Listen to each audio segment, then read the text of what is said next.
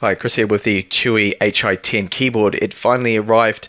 I had a few problems ordering this one. I originally ordered it from VC Mall on AliExpress, and they just took their sweet time trying to send it out to me. They said they had stock, and I waited 2 weeks and all that mucking around. In the end, I just got this from Banggood, and it took them literally 2 days to ship it out, and within 15 days, it's here from China to Spain, which wasn't too bad, I think, post NL.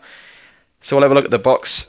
Typical Chuwi box, plain cardboard, and we'll have a look and see just what this dock is like. Now, it's a similar kind of keyboard dock to the Transformer book style. They've pretty much cloned it and copied that dock completely, I think.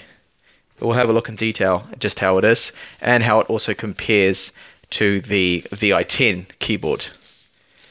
So there we go, a rather small keyboard, as you can see.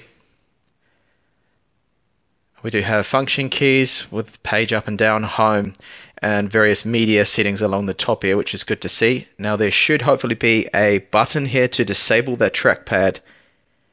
I'm hoping there is one. You know what, I can't actually see it.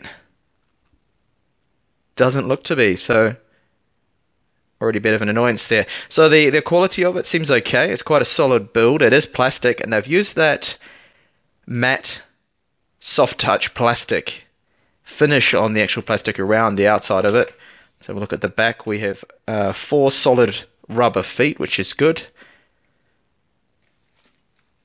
And there's no USB port on the left side, but on the right side there is. There's a USB 2 port, so that'd be good for plugging in your wireless mouse, just to plug that in there, use that. And the trackpad, okay, another good thing, it does actually have hardware left and right mouse buttons, not all gestures, which I hate.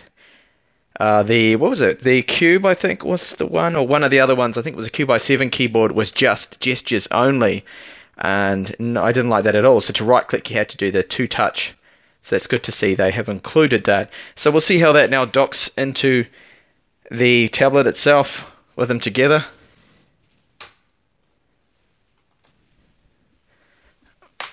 Just going to have to bend that up first. So lining that up actually doesn't seem as straightforward as it could be. There we go. Clips in reasonably solid. There's a bit of wobble to it there.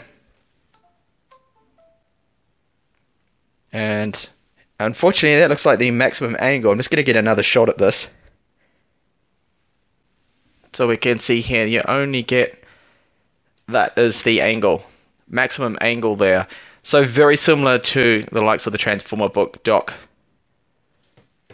And you can choose other angles. And the good thing about this is you will actually be able to use that in your lap, unlike the VI10 keyboard, which I'll bring into the shot here. So the VI10 keyboard's right here. It is larger. It does have, I think, slightly larger keys. Get them both here, side by side. Comparison there. So you do have a larger space, because that's a 10.6 inch screen on the, and a widescreen of course, because it's 16 by 9 on the VI10, which gives you a lot more room. Gives you maybe about an extra, just looking at that, an extra row of keys almost on this side. But the problem with this, of course, is it's one of those floppy keyboard cases, so you have to fold it back and you only get that fixed one position. Love it or hate it, you're stuck with that one position. At least this does allow us to fully move that up and down. I'll just see if there's a hall sensor in there. So the screen should turn off. It does, that's good. So it does turn off. And you get yourself a reasonably bulky Transformer book clone setup there.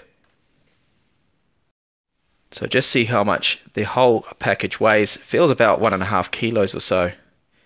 Actually, just almost a kilo, so that's not actually too bad. I don't know if the camera you can see that. 1.12 kilos, sorry. Which I don't think is actually too bad there. Now it's definitely not the slimmest deal. Just see exactly how thick this is. at what I think is the thickest point, which is probably about here. So have a look. That comes in at 22 millimeters.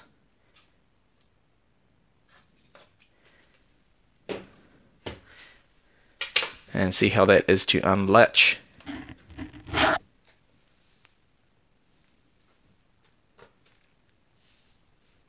Actually quite difficult. Gonna need 2 hands for this, I think, to slide that up and unlatch it. Okay, it's not too bad. And to dock it again, clips it in place. I'll just have a quick type on it. Seems okay, reasonable. I mean, it is cramped. It's going to take a little while to get used to, I think, this kind of typing space you do have. The keys individually spaced, of course, as you can see quite clearly there. Full-size shift key. This is the US layout, not the UK layout, anything like that. And we do have a little stylus LED here for when your number lock is on or your caps lock. And overall, I think it's okay, but you're going to just take a while to get used to the slightly smaller keyboard here, the typing experience on that. And the key travel feedback seems okay. There's a reasonable amount of travel there, actually quite a bit. And let's have a look here. If we close that up, whether or not that is going to end up scratching the screen protector, those keys, don't actually think it will, because there are 2 rubber pads here just to keep the screen off, and the keys seem to be reasonably set back within the keyboard there. And lastly, I'm just going to plug in my Logitech wireless unified receiver, see if that works. It's a bit difficult to plug in. Oh, other way around. Okay, that's why I couldn't plug it in. And we'll see how that works. So now I have my mouse, of course. So the USB 2 port there is working just fine. So just give you another shot of the keyboard layout there for those interested to see that in a little bit more detail.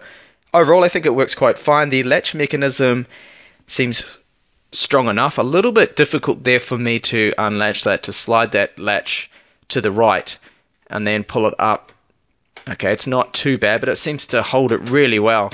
But overall, I do actually like this dock. I think it's definitely a better setup than the likes of the VI10, because I like having this angle. The con, of course, is that's the maximum that you can put that screen back. You can't actually, it won't go back any further than that, but at least you do have a few other angles here to play with. And when you do push the screen back, it props up the keyboard, lifts it up a little bit, which gives you a bit of an angle there to help with typing on it. Trackpad, it's very small, and overall, I think, yes, definitely a good kind of setup for something that is extremely, very similar to that of the Transformer Book T100 series keyboards. Thanks for watching the video. I hope you see you in the channel with more up and coming videos. Bye for now.